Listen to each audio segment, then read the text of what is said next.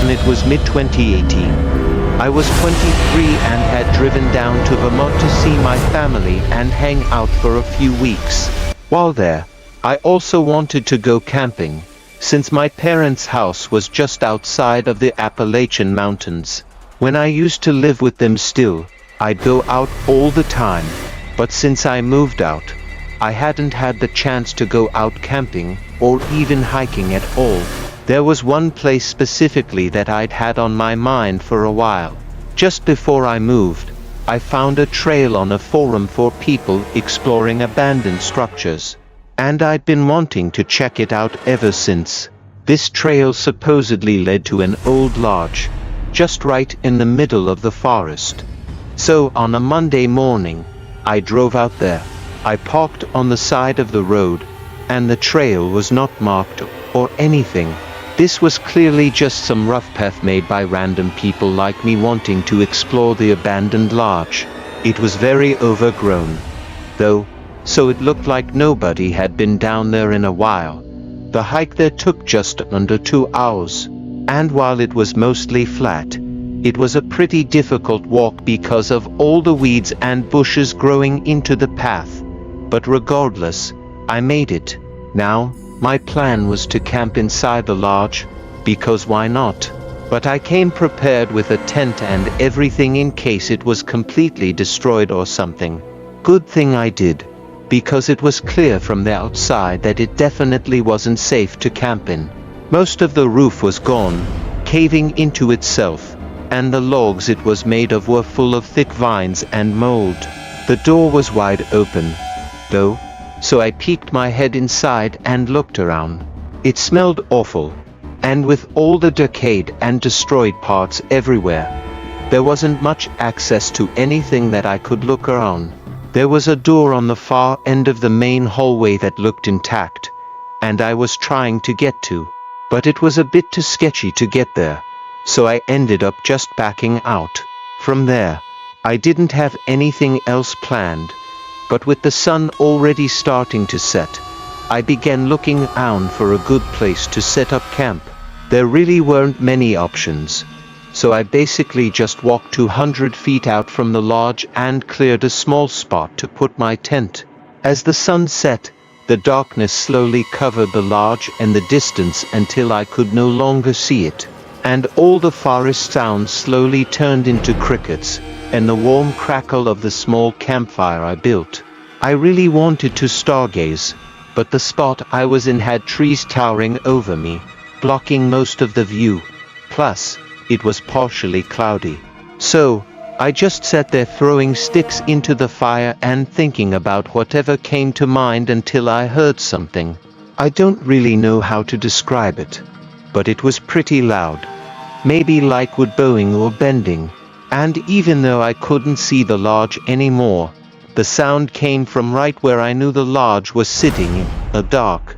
It only lasted a few seconds, but it sent chills through me. Maybe it was just the old wood bending and creaking in the wind. Or maybe it was something else. I sat and listened for a while, like 30 minutes, without hearing anything else. It was only an hour or so into the night, but I knew if I didn't check on it now, I wouldn't be able to sleep later. So, I figured I might as well go look around while it was still early into the night. I fueled up my campfire with some more sticks before leaving, so I wouldn't have to rebuild it.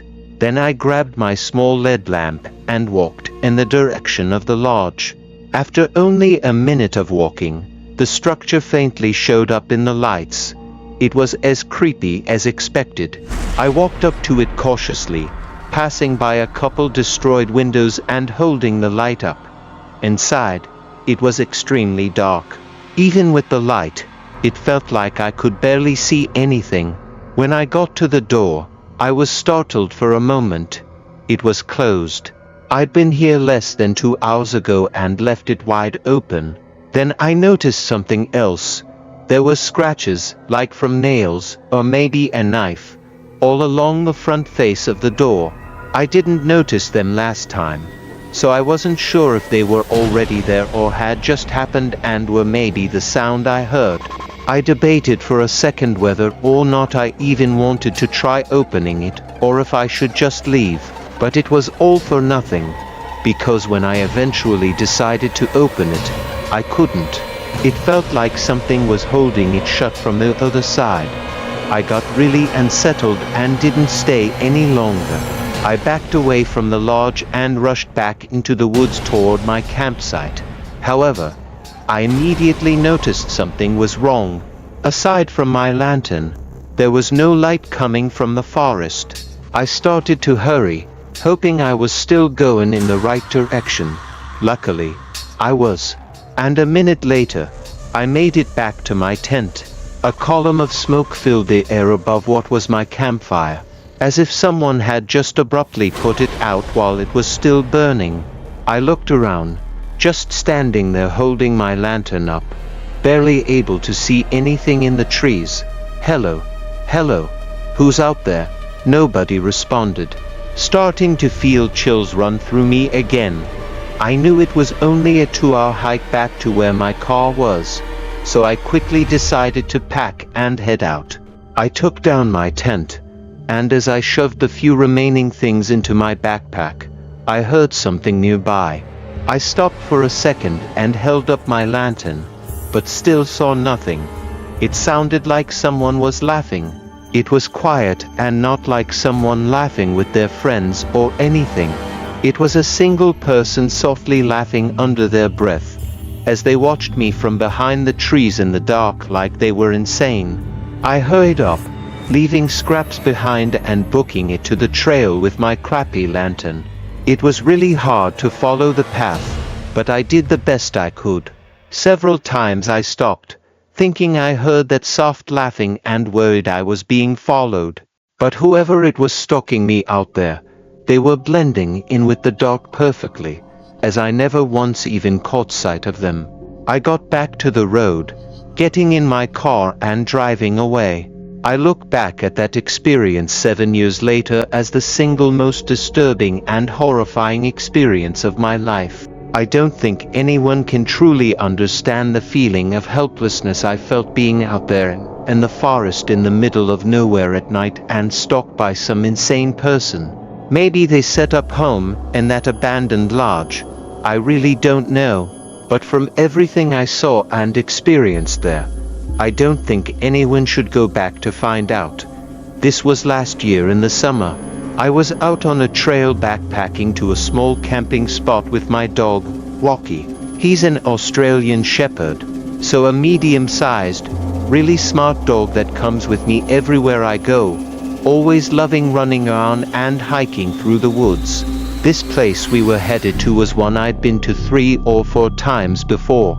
I loved it, because it was isolated and never had anyone else, so Rocky could be free to run around off-leash and enjoy himself. The campsite was 8 hours down trail, so by the time we got there, it was just an hour or 2 before sunset.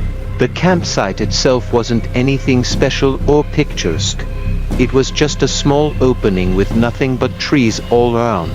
I found it calming and nice to hang out in and safe for me to let Rocky roam around, while still being able to keep an eye on him. I tossed my pack down and started to set everything up, which is when Rocky usually does his little patrol around the campsite.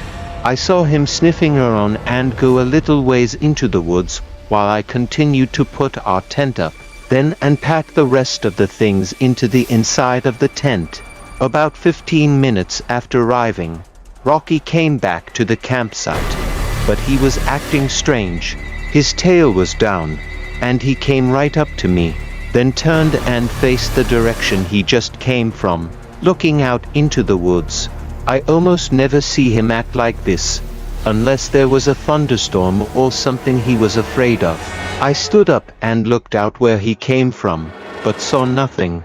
I then checked him, making sure he didn't step on something and hurt himself, but he was completely fine, just anxious for some reason.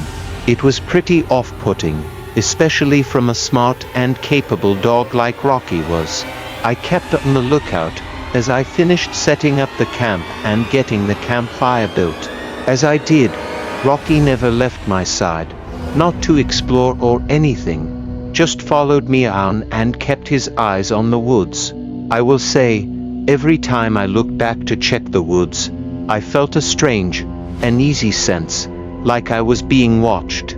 I put it off as Rocky just making me nervous, since I didn't actually see anything, but it never really left my mind. I got the campfire going just as the sun fell past the top of the trees, covering the woods in a dark shadow. It was quiet, as it always was, but I didn't feel as calm as I usually did. I figured I wouldn't though, because of Rocky's unusual behavior, but hoped tomorrow things would be more normal, and we could go back to enjoying our time. For the night, though, I just tended the fire and hung out with Rocky beside me, listening to the sounds of the forest. But then, just about an hour past sunset, Rocky suddenly perked his head up and froze. He stared anxiously out at the trees, ears up and tail between his legs. I looked out, but the darkness engulfed the area, making anything past 20 or 30 feet completely concealed. He started quietly whining, locking his gaze at the darkness behind the trees. Trusting him that something was wrong, I grabbed my flashlight and pointed it out there. Not seeing much, I started to walk a little further in. Rocky followed closely behind me. I didn't want to venture too far away from the campfire, but from the maybe 50 feet I walked out, I saw nothing in the woods. We went back and sat down. Even though I didn't see anything, I knew Rocky wouldn't be doing this for no reason, but it seemed most likely, and I guess I just hoped that it was just an animal of some kind walking on the area. We weren't in bear territory, but I still carried bear spray on me, which would work on any animal, so I wasn't too worried for our safety. Rocky stayed on high alert all night, but didn't have any more sudden moments. And a couple hours later, we got in the tent and went to bed. I could tell Rocky was tired, probably from all the anxiety he was going through, and I was glad to see him close his eyes and fall asleep within 15 minutes. I did the same soon after. This might sound strange, but during that night, I remember having a dream about walking through the woods at night. I was alone, Rocky wasn't with me, and I was just walking through the trees, not on a path or anything. In the middle of that dream, I started to hear a high-pitched noise, over and over. It kept going until suddenly I shot awake. Rocky was nudging my face with his snout and whining in my ear, making that high-pitched noise I was hearing in my dream, immediately making me realize that he'd been trying to wake me for a while. I sat up and grabbed my flashlight, feeling the nerves as I unzipped the tent and stepped out to look around. I turned on the flashlight, prepared to scan the area, but immediately when the light came on, it lit up a person right in front of me, like maybe 10 feet away from the tent. They had all black clothes on with a hoodie draping over half of their face, only showing their distressed beard. I quickly noticed a reflection coming from his hand, though, seeing the small blade of a pocket knife shining the light back at me. In that instant, I just froze up, like my whole body went through a sudden shock. The man froze for a moment too, but then started to step forward again when Rocky began growling. Up until then, I hadn't even noticed that he'd come out of the tent and was standing right next to me. This made the man hesitate, giving me more time to collect myself and quickly reach into the tent for the bear spray. By the time I was back up, Rocky was aggressively barking and moving back and forth, putting himself between us. The man didn't take any more steps forward and just turned and ran into the woods. Thankfully, Rocky didn't chase after him. I started taking everything down and packing as he kept his head up and circled around the campsite, guarding the whole area. Once packed, we started back down the trail. Honestly, even with my adrenaline still flowing through the entire hike back, I wasn't all that scared. knowing how well Rocky handled the situation. We made it back safely and got out of there. I did what I could to report the incident, but I think because of the location and everything, it wasn't really investigated. Anyway, I've gone on several camping trips since then, and Rocky was back to his normal self, happy and exploring the forest as usual. At least now I know that if he doesn't trust something, it's best to just get out of there. I was hiking to a fairly well-known overlook just outside of Glacier National Park in Montana. It definitely wasn't as great as any of the views within Glacier National Park, but it was just a normal trail with no rules or anything. Also, it was just before winter, which around here is off-season for most hiking and camping, which meant nobody would be out. I didn't mind the cold, so it was nice to have the trail and the overlook to myself. I finished hiking up there at just about 5:30, so it took nearly 6 hours. Pretty much. There was this large grassy opening on top of the mountain with a couple stone circles for making campfires and setting up camp around. And a little further up was a stone cliff that provided a view of the whole valley of mountains and forest. You could actually probably see Glacier National Park from there on a good, clear day. Anyway, as expected, nobody else was at the campsite or at the overlook.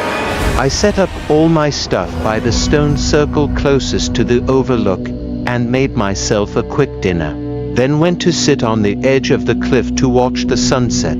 I will say there was a bit of a drop below the overlook, which was kind of daunting at first, but the sun setting over the mountains made me completely forget about it.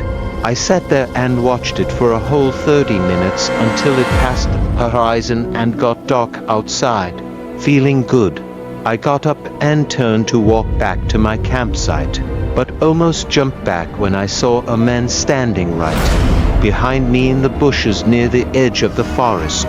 He was looking right at me, but what made it really creepy was, as soon as I saw him, he just turned around and left right away. I couldn't see much of him, since it was pretty dark out and he was in the bushes, but the man had no backpack on. So, I thought he must have gotten to the campsite just after me and set up his stuff already. From where I was on the overlook, I could really only see my setup and none of the other parts of the campsite. But when I got closer, I still didn't see anything else. And the way the guy went into the forest was not in the direction of the campsite either. I thought it was really weird, but went on with my night. I put some dry sticks into the stone circle and lit up a campfire, then set up my mini camping chair and sat by the fire.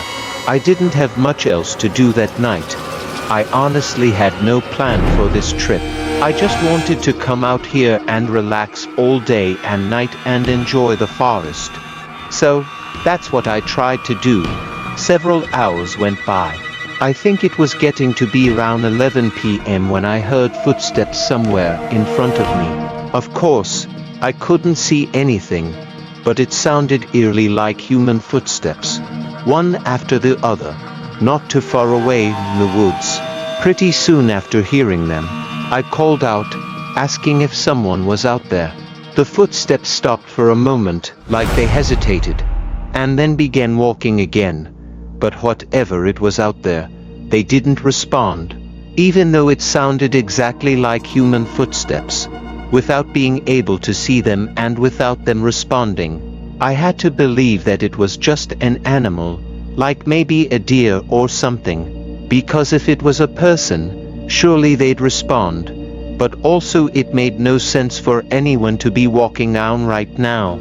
Eventually, the steps faded out, though. Another hour went by as I sat by the campfire. I didn't think the footsteps had me too nervous or scared, but they must have, because I was still very awake, like definitely not able to sleep, even though it was past midnight already. After a while, I knew I wasn't going to bed anytime soon, and I was getting bored. So I walked out to the overlook to see if maybe the stars were out. I left the fire going and got off, walking over to the cliff. The skies weren't too clear, however, the moon was shining down, enough to cast a glowing light over the mountains and forest. The breeze was calming and quiet, moving across the valley. I stood there for maybe a minute before suddenly multiple sticks snapped behind me, and a bush aggressively rustled. I spun around, seeing that same man from earlier, but he didn't turn away this time. He moved through the bush and started quickly walking up to the overlook. I began asking what he was doing out here, but the guy just talked over me, holding this disturbing fake smile as he kept moving closer, saying random nonsense and keeping from answering any of my questions, or even acknowledging anything that I said. The way he was coming at me was terrifying, and I tried to move to the side, but he was quick to get back in front of me, and suddenly, in the heat of the moment, I realized what was about to happen. He put his hands out and lunged at me, trying to push me over the ledge. Thank God I was prepared for it and had a stable footing, and I was a bit bigger than the guy, so I shoved him back and moved away from the cliff. As he stumbled, I tried to run back to the campsite, but he caught up pretty quick. This time, he didn't try to hide his intent. His face was horrifyingly angry and full of rage. I can't even imagine how lucky I was that this guy didn't have any form of weapon on him, because he definitely wouldn't have hesitated to use it. We wrangled on for maybe 30 seconds, but I kept getting the better of him. The guy was pretty skinny, like he hadn't eaten in a while, but he was just dead set on taking me down. After a few attempts, though, he was finally beaten enough to run away. I didn't even try chasing or keeping them pinned. Way out here, it just wasn't worth the risk. I got everything together, put on my headlamp, and left the campsite. I made it about 2 hours back down the trail before my headlamp's batteries ran out. So, I set up a mini camp in the woods and waited for sunrise, then finished the hike back. I put a report in and talked to a lot of people about my encounter, but everyone has different thoughts as to what the man was really doing out there. All I know is I could have lost my life that night had I been any less careful.